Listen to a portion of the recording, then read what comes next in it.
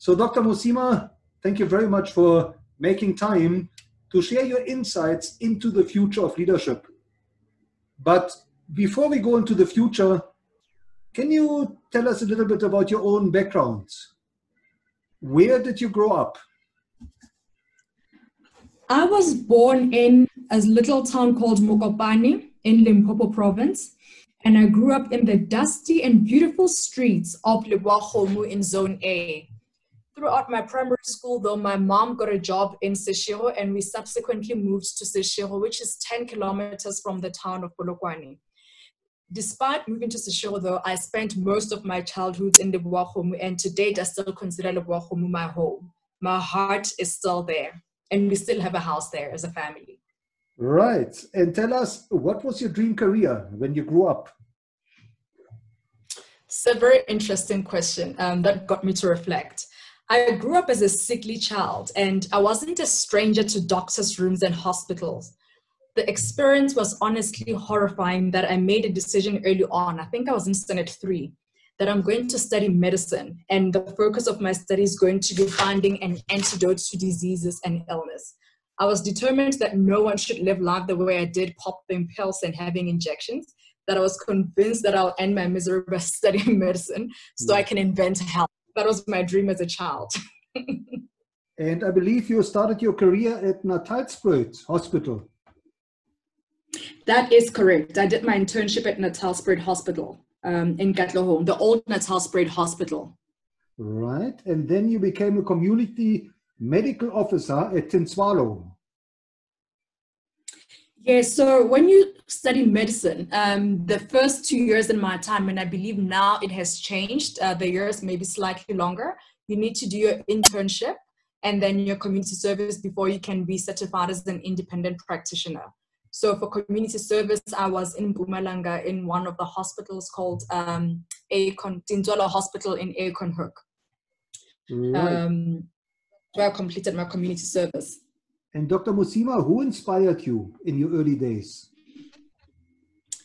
For me, Dr. Nick, without a doubt, it has to be my mom, right? Like, I've just been amazed learning from her at an early age that our capacity to achieve anything in our life is greater than we actually realize and greater than what we give ourselves credit for. I've seen my mom single-handedly raising 3 kids whilst working sometimes 2 or 3 jobs. She really did the most despite all of the challenges to make a lived experience so pleasurable and so enriching. Yet she was juggling all of that by herself. So to date, every time I think about who inspires me and who do I look up to, my mom always comes out tops. And then I believe you went to Oxford to study for an MBA, right? Yes, that is correct. That is correct, Dr. Nick. As a young family, we had the privilege when I was 7 months pregnant of living in the United Kingdom, in London specifically. It was a 2-year journey. But I had decided whilst in my final year in medical school that I'm going to do an MBA. So an MBA had always been a part of my journey. Interestingly inspired by Dr. Mampela Rampele, whom I learned about her MBA journey while I was still in medical school. So when we moved, it coincided with the time when I was planning to apply for an MBA. And I just thought, you know what, it doesn't make sense to come to the UK and not study in one of the reputable institutions to create a memory for myself, which is when I applied to do my MBA at Oxford University. Right. And when you came back to the country, Dr. Mosima, I believe you held a number of executive positions at companies like Roche, Abbott, McKinsey, even the Gauteng Department of Health, Momentum, Accenture, and obviously now Discovery. Can you maybe share a couple of highlights from your later career? So for me, my life's highlights always involve people. For me, there's just something fascinating about human connections and just learning from people's stories and using those to propel one forward. So if I look back, starting from Roche was in their head office in the United Kingdom at Welwyn Garden City. The person that I connected to, and again, someone who was achieving despite the odds, was my boss, who was a woman based in San Francisco. It wasn't that common at the time to have an executive who was a woman, right? And she was well respected. That experience and having someone like that who were working remotely at that time, when I started my job, she hadn't met me except virtually, entrusted me with a huge portfolio of being a global medical monitor, was just inspiring that when you connect with people and you empower them in there, I didn't want to let her down. And I carry that through to today. And if I take that forward, and I'll give an example, a recent role that I had at Accenture, where most of the health team was global. Again, I hadn't met them in person. It took a while before I could meet them in person. But the ability to have those human connections, where the people connect with you to a space where they trust that you can do a lot more than you actually give yourself credit for, and they give you the platform to do a lot more. That for me has allowed me to achieve even more. And that translates into the current role that I have now at Discovery, where people are liberated to be the best they can be. And that it almost helps you tap into yourself to actually realize that you can do more than you give yourself credit for. So looking back over your career, Dr. Mosima, would you say there was a major turning point where things could have gone different? So for me, the logical turning point is definitely when I did my MBA, right? Because everything had been linear until that point. You do internship, you do concept, probably I was going to specialize or do an MBA and continue in the health trajectory. But at the time when I went to do my MBA and being exposed to a variety of organizations who were in sectors I could not even pronounce. And essentially they're saying, as you are, you can actually work for us. You don't need to have studied anything. It was at that point when I realized that what I had believed is not actually true. I had believed in constraints by virtue of background or by virtue of what you studied or by virtue of who you know, etc. And here I was in a world where essentially I was asked to choose which sector I want to study. I was told to disregard my prior experience and actually choose where I feel I want to go. And the institutions were willing to engage. The university was willing to work with me to prepare me for those jobs. So for me, that was the turning point in mindset, that essentially the world is there for the taking, only if you believe and you have the support system to take it there. And can you tell us, what was your best memory from your days at Oxford? Oh, wow. There's a lot. My best memory, let me think about it. I think if I were to select one memory, honestly, it will always come down to my kids. I was a little bit psychologically traumatized by the concept of working, leaving my kids at this Ofsted childminders and trying to juggle that with study. So the memories of my time at Oxford are clouded by the lived experience that I had. And I think it's only towards the end where I was able to somehow manage to pull it all together, and I was able to enjoy what people love about doing the MBA, which is celebrating with your classmates, connecting with your classmates outside of the classroom. But for me, my experience was that of resilience and just pushing through without a scholarship, without living on campus as was required, and without being able to immerse myself fully in what the university had to offer. So Dr. Mosima, what is driving you today? So what drives me today, Dr. Nick, is a deep-seated desire to do my part in creating a better today, and most importantly, an even greater tomorrow for the next generation. I'm acutely aware that I'm a beneficiary of those who came before me and fought the struggle so I can have the benefits that I have today. So it would really make me happy that when my time on this earth is done, that I look back and say, you know what, I have actually done something so that those that are coming after me have a better chance than they would have had if I hadn't done what I did. Right. Now, Dr. Mosima, let's talk about leadership. And I know it's a big question, but what does the future of leadership mean to you? For me, it means using our positions of privilege, whatever they may be, to uplift others and to uplift our country. Right. And what have you learned from your own journey that you consider most important for building future leaders? So from my own journey, Dr. Nick, I've learned that to get the most out of people, to get people to give you the best of what they have and more without complaining, that it's important to create psychological safety. People need to feel safe. People need to know that you've got their back and that you care. I've learned the importance of empathy in leaders and how it fosters connections within a team. And somehow it gets people to tap into their reserve tanks to get them to contribute more despite what they may be going through. Now, when you speak to aspiring leaders and maybe even your own children, what is it you tell them about social media? How should they navigate social media to build their own leadership brand? So I'm still learning about social media myself, so I don't consider myself an expert there. But what I love about social media platforms is the ability to connect us with like-minded people across the globe. I feel like they make what would seem like a narrow world a lot bigger and feel more connected. And for me, I've learned that it can be a powerful storytelling platform.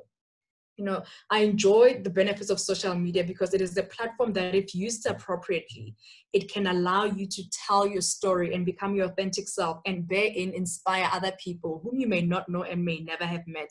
And equally, you're able to tap into the stories and journeys of other people and learn from them and grow as a result. Now, Dr. Mosima, what is your advice for future leaders? What are some of the biggest challenges they should expect to encounter in their career? So the challenges as I see them for me is we're experiencing a cultural shift, right?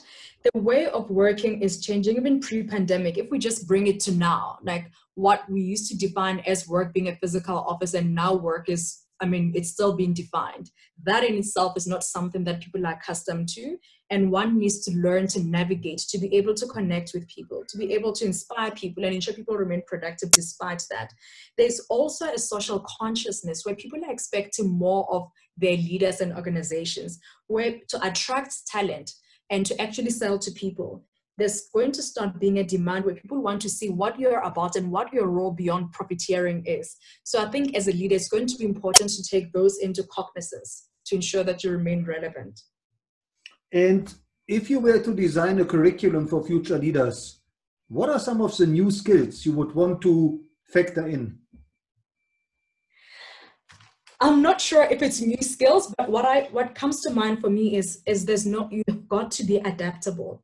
The world within which we live is constantly changing. So being adaptable allows you to always stay relevant and be a step ahead.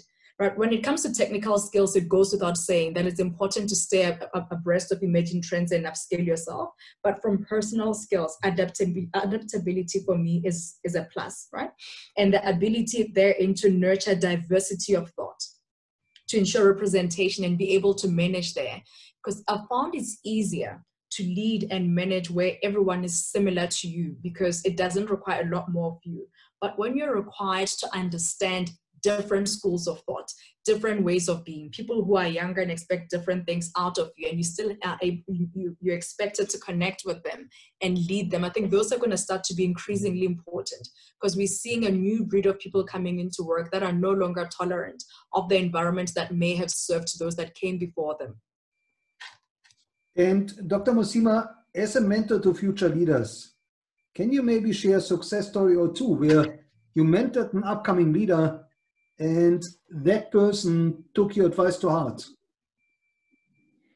The priceless story is over a little over a year ago. I met a phenomenal young doctor whom, after meeting, I was just inspired by how powerful she is.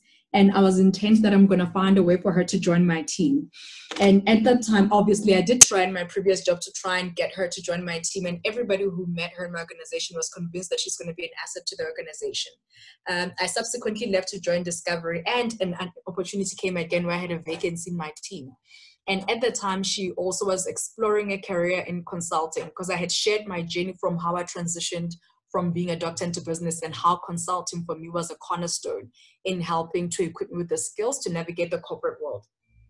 So in talking to her and understanding where she would like to go, I actually agreed and felt that despite how I know I will benefit by having her in my team, going the consulting route is actually the best for her. And I then embarked on a journey with her to do case studies. I can't remember how many we did every week leading up to the interview. I think we spent over a month doing case interviews, and I was coaching and advising her again about how to make the transition into consulting. And fast forward earlier this year or end of last year, she got the offer at one of the top consulting firms, one of the MBBs, and she's working there now and is enjoying it. I always reflect on that story with such fondness because I know she's destined for great things. And Dr. Mosima, are there any role models of leadership that you've encountered in your own career or maybe in your learning that you would recommend future leaders should study? Dr. Nick, for me, I feel like this is a personal choice and depends largely on what resonates with people. For me, the concept of servant leadership resonates a lot. I connect with people who lead from the heart, people who seek out to understand those that they lead so that they can inspire them to be. And when I looked at this question and I thought about it, the one thing that came to mind was mothers, that if someone can just study mothers as leaders, where regardless of how your child comes up in the world, you always look for the best in them and you use that to help them just see how great they are and to propel them forward. So if anyone wants to study what leaders should be, I would definitely encourage you to look at all the mothers you know and what they have done to groom the leaders of today, because the leaders that we see today and we praise were led and raised by mothers, most of them. Now, Dr. Mosima, how can our listeners connect with you and where should they follow you? So my favorite social media platform, LinkedIn and Strava. And to connect with the work I do, most of the work I do is through Discovery, is if you visit the Discovery Vitality Twitter page or Facebook page or Vitality at Home through the Discovery website. You'll be able to connect with some of the thought leadership that I do in collaboration with my team. And last but not least, Dr. Mosima, is there one piece of advice that you would like to convey to future leaders that they should implement in their own lives? I'm going to share a quote which resonated with me, which says, applying self-leadership implies accepting to be different, that we are each unique individuals with a voice, a body, a mind, and a desire to express it. It is also knowing that we remain connected. And another quote that I want to share by Mahatma Gandhi is, you must be the change you wish to see in the world. Well, Dr. Mosima, thank you so much for sharing your insights and your wisdom into the future of leadership and reminding us that it is mothers that we should study as role models for the next generation.